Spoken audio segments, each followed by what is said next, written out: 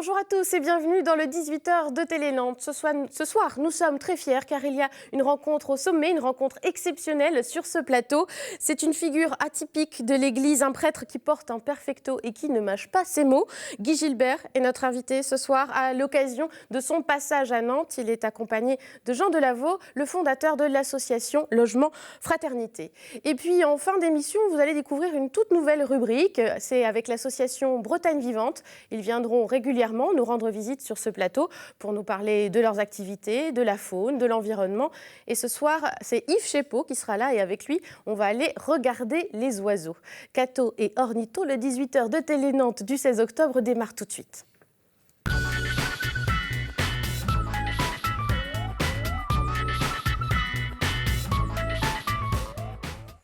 Ils sont là avec moi, Guy Gilbert et Jean Delaveau, des amis de longue date qui se réunissent pour une date particulière demain, justement, le 17 octobre à 17h. Une rencontre débat qui aura lieu à la salle Bretagne, regard croisé sur les plus démunis. Je suis très fière d'être avec vous ce soir, messieurs. Bonsoir.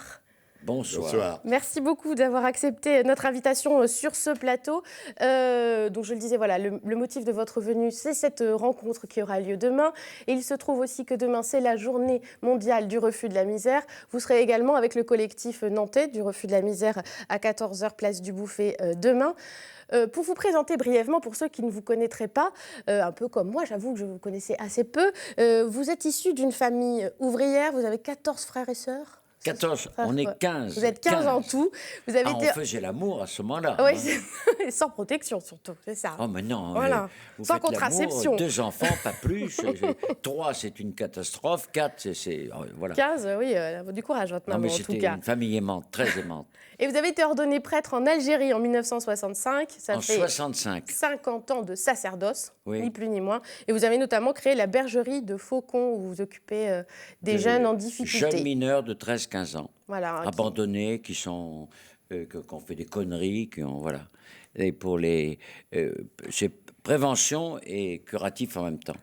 Et puis Jean Delaveau, donc à vos côtés, qui est le fondateur de l'association Logement Fraternité, qui est active en Loire-Atlantique et en Vendée, qui s'occupe des sans-abri notamment.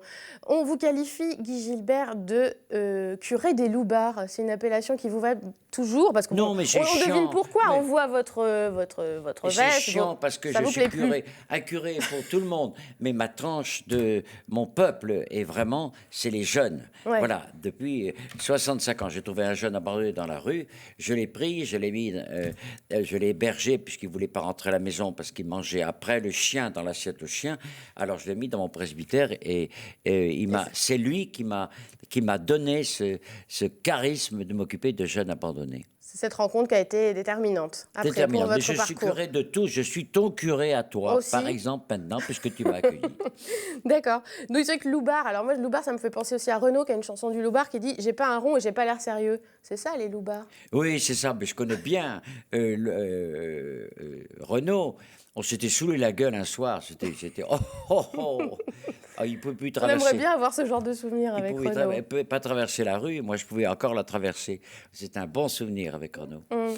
Alors, et vous deux, vous êtes rencontrés il y a 60 ans. 60 ans. 60 ans. Des vieux dinosaures. Les deux survivants. 62 ans. Voilà. Exactement. Nous sommes des vieux dinosaures maintenant. Bah, bien portants, hein, oui. Malgré tout. Oui. D'ailleurs, on a les photos souvenirs, attention. C'est le directeur du Logement Fraternité qui nous l'a amené. On va vous voir sur les photos. Alors, je vais le montrer une l'une après l'autre, sinon je ne vais pas y arriver. On voit, alors attention... Guy, vous êtes ici et Jean, je crois que vous êtes de l'autre côté. Vois les deux extrêmes. Voilà. Les deux petits puceaux de 62 ans. Voilà, exactement. Donc ça s'est passé sur les bancs de l'école, votre rencontre, dans ce qu'on voit qui est l'école catholique. C'était une école catholique. Moi, j'étais séminariste. Et moi, nous accueillions les séminaristes pour leur faire voir que la vie, c'était pas qu'à l'église. Voilà. Et lui, il s'est marié. Et j'ai eu 3 enfants. 2 gosses et 8 petits-enfants. Voilà. Et ça se passait en Charente, hein, c'était à Saintes. Ah, voilà, à Saintes. Un nom prédestiné aussi, évidemment, à Saintes. Parce que je suis né à Rochefort-sur-Mer. Et toi, t'es né où? Au Mat. Au Mat. Oui, à la pointe de la Coubre. Ah oui, voilà. Voilà, d'accord. Donc, En Charente aussi? Charente-Maritime. Aussi, évidemment. Alors, ce qui est étonnant, c'est que voilà, vous êtes retrouvés il y a 63 ans, on le répétera jamais assez, sur les bancs d'une même école, et vous avez eu des parcours qui, même s'ils ont emprunté des voies différentes, vous avez eu les mêmes combats. Comment ça se fait? Eh bien, moi, je n'ai pas, comme Guy Gilbert, accueilli un gamin qui était à la rue et qui ne savait pas. Mais avec ma femme, nous étions des adeptes et des bénévoles de Brun Cosette. Et une association bien connue à Nantes, oui, qui s'occupe des sans-abri. J'ai accueilli un type qui s'appelait Jean-Paul et je lui ai dit, écoute, tu restes un peu à la rue quelque temps, on va essayer de te mettre à l'abri. Et quand je me suis adressé à des associations, ils m'ont dit, attendez, dans 2 jours, 3 jours, et quand il est au mois de février et qu'il fait très froid, il manquait 100 francs à l'époque, il y a 20 ans, pour mettre Jean-Paul à l'abri. Je me suis dit, c'est pas possible. Alors la première fois, j'ai donné les 100 francs. Mais je me suis dit, s'il y en a 50, ma retraite ne va pas suffire. Donc, je me suis dit, allez, j'ai réuni un tas de copains. J'ai dit, les gars, il y a des gars à la rue. C'est inadmissible, il faut que ça change.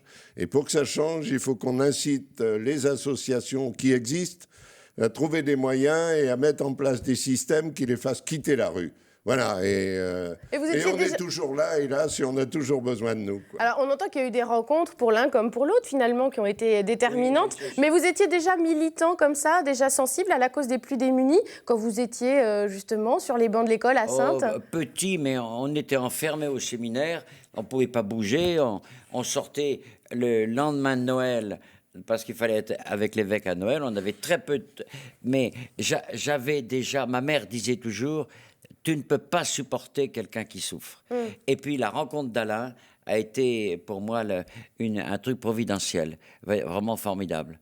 Et j'ai découvert le monde de la rue. Alors j'ai découvert le monde de la rue, la violence de la rue. J'étais aimé avec amour. Et puis on se battait jamais. Et puis je me suis fait casser la gueule. Regarde. Ah oui, quand même. En défendant. On n'a jamais vu ça, un dentier sur le plateau. Non, vous n'allez pas en faire autant? Pas de surenchère. Soyez tranquille. Non, j'ai beaucoup de fausses dents, mais pas de dentier. Non, ce que vous voulez dire, c'est pas un long fleuve tranquille, quoi. Le monde de la rue, c'est un monde de violence. Et un jour, un mec m'a insulté et m'a invité à me battre. Je ne savais pas me battre, je me suis battu. J'étais les arcades ouvertes, j'étais pissé le sang. Et je suis allé le voir le lendemain et il m'a dit, tu es l'un de nous, tu t'es mal battu, mais tu t'es battu jusqu'au bout. Ouais, il faut aller jusqu'au bout, finalement, pour défendre sa cause. J'ai découvert un code extraordinaire. Et j'ai pendant longtemps une droite évangélique, tu vois ce que je veux dire, en foutre dans la gueule. Et je bénis après, évidemment, quand je fous une droite. Avec vos bagouses, en plus, elles doivent faire mal. Les droites et les gauches, oui, évidemment. Bon, mais maintenant, c'est fini. Enfin, vous battez plus, vous battez sur le terrain plutôt du symbole aussi, et puis des actions aussi à entreprendre pour défendre ces plus démunis. C'est le sujet de la rencontre de demain, c'est regard croisé sur les plus démunis. Oui. Quelle insertion pour les jeunes en difficulté? C'est ça la question. C'est le combat qui vous unit aussi tous les deux. Je crois que si on ne mène pas ce combat, c'est un combat qui est encore vrai aujourd'hui. Hélas, Guy Gilbert les rencontre, les met dans sa bergerie. Nous, on a pris une position un peu différente, c'est d'être à côté de toutes les associations nantaises pour essayer de sortir les gens de la rue. Et dès qu'ils viennent nous poser une question, si c'est un cas de détresse, on doit toujours être présent et là, et trouver une solution rapide pour sortir ces gens de la grande détresse, quels qu'ils soient, où qu'ils soient, d'où qu'ils viennent. Et je crois que c'est hélas un besoin, on le montre souvent l'hiver, mais je répète depuis 20 ans, il est à nos portes tous les jours. Alors, on va se garer l'été parce que c'est plus facile, mais la détresse, la rue, elle est là toujours, toute l'année. Et je crois que c'est un combat qu'il nous faut mener de façon... Ce que vous faites régulièrement, on voit des images, je rebondis dessus. C'était la mobilisation pour la Nuit de la Fraternité, qui est le grand événement que vous organisez chaque année aux environs de Noël. C'était l'occasion de distribuer des tracts au marché de Talensac pour sensibiliser sur ce moment-là. C'est aussi, vous, l'envie que les gens s'intéressent aussi au SDF et les rencontrent. Quand on a créé Logement Fraternité, on s'est fixé une règle. On a dit on ne crée pas une autre association, car ces associations connaissent tous les gens qui sont à la rue, à Nantes et ailleurs. Comme Brun Cosette. On crée une association pour venir financièrement en aide aux associations qui existent et être efficace pour trouver des solutions immédiates. Ça peut être acheter une caravane, un mobil-home, une toile de tente et même donner un sac de couchage à un gars qui ne veut pas quitter la rue. Et pour que ça soit vivant, on fait une nuit de la fraternité tous les ans pour se retrouver. Je voulais dire, cet enfoiré de Jospin, cet enfoiré de Sarkozy, on dit tous les deux, il n'y aura pas un clochard dans la rue. Alors, heureusement que des associations innombrables en France prennent en charge. Les politiques promettent, tu as vu les promesses formidables, etc. Qui n'engagent que ceux qui les écoutent. Et puis, comme dit l'ancêtre, enfin le dinosaure, Jean.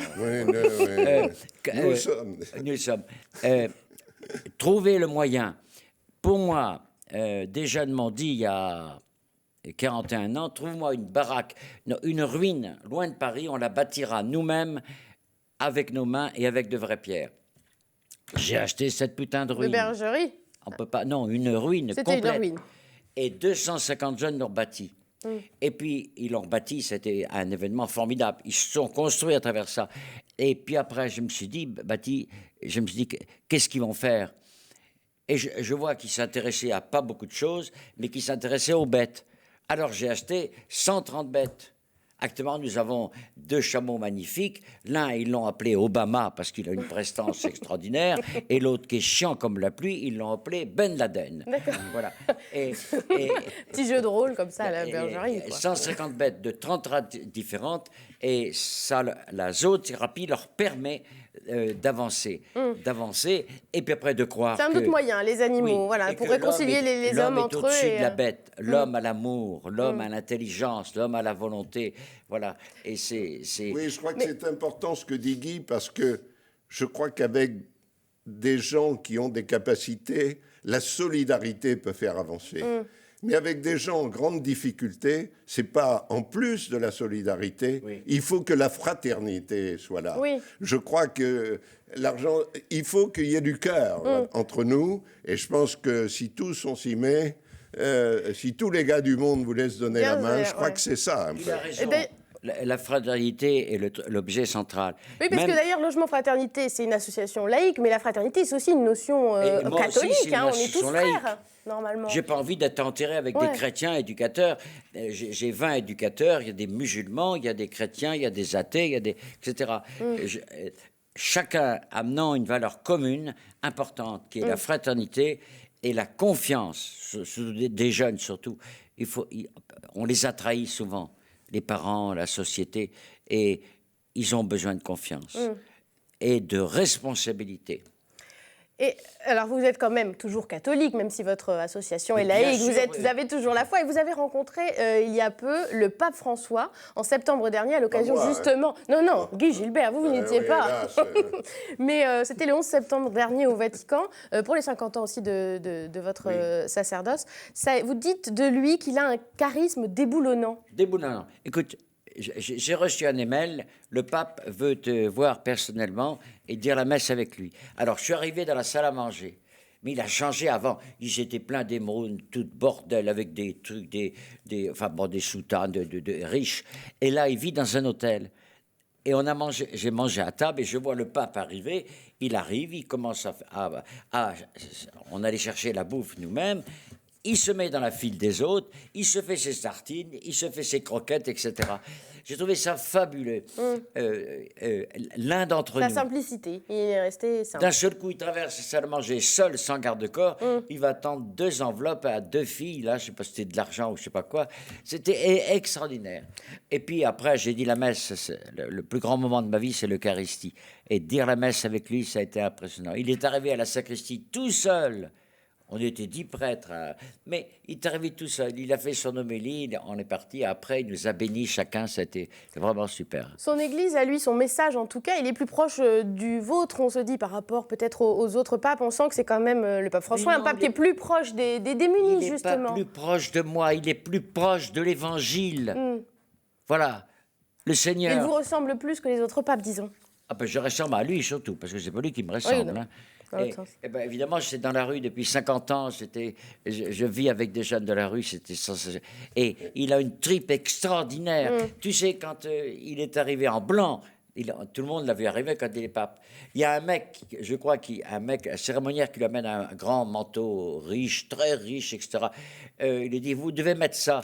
Il a dit, ça vous ira bien, mettez-le vous-même. Je crois que ce qui est plus important, et c'est un peu ce qui nous arrive quand on rencontre les gens de la rue, donner de l'argent, c'est bien, mais ce qu'ils attendent, c'est que vous leur adressiez la parole. La considération. Et je crois que le pape d'aujourd'hui, il parle à l'humanité. Oui. C'est ça. Et je crois qu'il parle le langage de la fraternité à l'humanité. Je crois que ce n'est pas des grandes théories, il parle. Non. Et il faut qu'on parle. Et il a fait 10 pissotières, enfin des trucs pour... et il a fait 10 douches. Moi, je voyais, quand je vais au Vatican, j'ai connu Jean-Paul II, j'ai connu Benoît, mais il y avait des clochards partout. Et il leur a fait 10... c'est concret. Voilà. Ça, c'est concret. Voilà. C'est pas que ça, des mots. c'est du concret. Pas que des mots. Le pauvre, comme disait Jean, a besoin de concret et de gens qui soient à leur service, qui les écoutent, qui les aiment et qui fassent des choses concrètes. Alors quand on vous écoute, on a envie aussi d'agir, de faire des choses, mais avec votre parcours, je disais 50 ans de sacerdoce, votre expérience aussi, vous avec l'association Logement Fraternité, est-ce qu'il y a aussi un peu de colère de se dire on n'y arrive toujours pas justement à faire en sorte qu'il n'y ait plus de gens à la rue, à faire en sorte qu'il n'y ait plus de jeunes qui soient largués? Je le disais. Est-ce que vous avez encore de la colère parce que vous n'êtes pas arrivé encore? On sauve une personne, on sauve le monde entier. Je crois que c'est dans le Coran ça. Eh bien, c'est pas con du tout. La mer est faite... On me dit la mer... Mais votre truc dans la mer, qu'est-ce que c'est? Je dis la mer est faite d'une goutte d'eau. Et tous les liens qu'il fait pour sortir les mecs de la mer, c'est formidable. Et puis le fait de l'image que nous représentons, chacun avec différence et tout à fait complémentaire, eh ben, que des gens puissent rentrer dans l'organisation. Et voilà. Mais politiquement, ça ne suit pas. Voilà, c'est ça aussi peut-être la frustration, pour passer à une autre échelle. On demande tout à la politique, arrêtons la politique. Je dis, à Logement Fraternité, je crois qu'il y a surtout des citoyens qui s'engagent, qui ne regardent ni les provenances, ni les obédiences, ni les croyances des uns et des autres. Je crois que tous ensemble, si on sait employer les paroles, si on sait avoir les actes, si on sait avoir l'écoute, je crois que c'est ça qui fera avancer. Maintenant, vous n'empêcherez pas qu'il y ait toujours des gens à la rue. Alors, il y en a trop. Mais je suis toujours surpris de gens qui ne veulent pas quitter la rue. Et j'ai souvenir d'un passage à Radio Luxembourg d'un gars sur les bords de la Loire, sous sa guitoune, qui était un vieux copain qu'on voyait à Braine-Causette régulièrement. Eh bien, je peux vous dire que la plus grande joie qu'on lui a fait, c'est de lui donner un sac de couchage pour que cette nuit-là, qui faisait grand poids, il soit au chaud. Il ne vous demandait pas de quitter, mais c'est aussi la liberté. Et je crois que la liberté, ça fait qu'on soit attentif et qu'on ne dise pas toujours.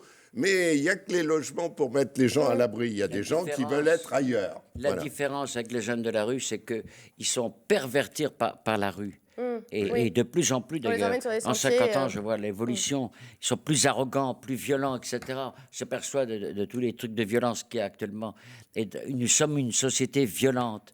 Et il faut des gens qui s'accrochent en disant nous pouvons foutre la paix ensemble. Les valeurs communes, nous devons les vivre ensemble, en écoutant l'autre. Quand on voit à Paris tous les gens qui traînent. Et oublions ce qu'a dit Jospin, il n'y aura plus un jeune dans la rue si je suis président, et Sarkozy, oublions ça. Et venons écouter plutôt Jean Delaveau et Guy Gilbert. Je veux donner un message d'espoir. Un jour dans une foire, je vois une mère qui vient me dire « Ma fille a quitté, aidez-nous à la retrouver ». Je dis « On va regarder, elle est à Rennes, soi-disant ». Mais je lui ai dit simplement la chose. Écoutez, ne craignez pas, un jour elle va vous appeler, un jour elle reviendra. Ce jour-là, il faut que vous ayez les bras grands ouverts. Eh bien, je peux vous dire qu'un soir de Noël, j'ai eu à la maison un coup de téléphone. La mère m'appelait en disant « Aujourd'hui, ma fille est revenue ». Voilà, faut garder l'espoir. Je crois qu'il faut garder cet espoir. Soyons des combattants de l'espérance et de l'amour. Voilà, ce sera le mot de la fin. Partout où nous sommes, des combattants de la foi et de l'amour. Et puis de la foi pour ceux qui sont croyants et de l'espérance. Et si vous voulez prolonger la rencontre entre Jean Delaveau et Guy Gilbert, puisque nous, on est obligé d'y mettre un terme tout de suite, mais vous pourrez aller demain à 17h, on vous invite à la salle Bretagne, c'est rue Villebois-Mareuil, dans le quartier des Hauts-Pavés, c'est à 17h, regard croisé sur les plus démunis, vous êtes à 14h, place du Bouffet aussi, avec le collectif nantais du Refus de la Misère. Il y aura une messe aussi dimanche à 10h30 à l'église Saint-Louis-de-Montfort à Saint-Herblain, que vous allez concélébrer. Et votre livre, je n'ai pas encore le livre, mais la couverture, vie de combat, vie d'amour, sur tout votre parcours. Oui, je le vends. Merci beaucoup. Et le 11 décembre, venez tous à la nuit de la fraternité. Évidemment, on aura l'occasion d'en reparler. Merci beaucoup d'avoir été avec nous. Merci. Merci.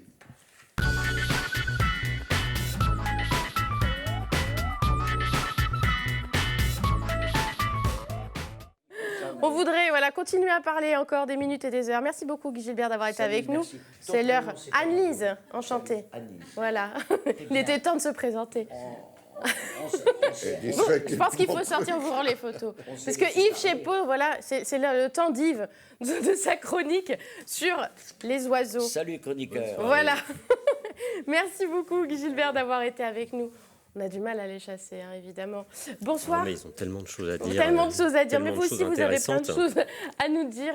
Yves Chepeau, de l'association Bretagne Vivante. C'est un nouveau rendez-vous qu'on vous propose. Vous allez venir régulièrement, à tour de rôle, les animateurs de cette association.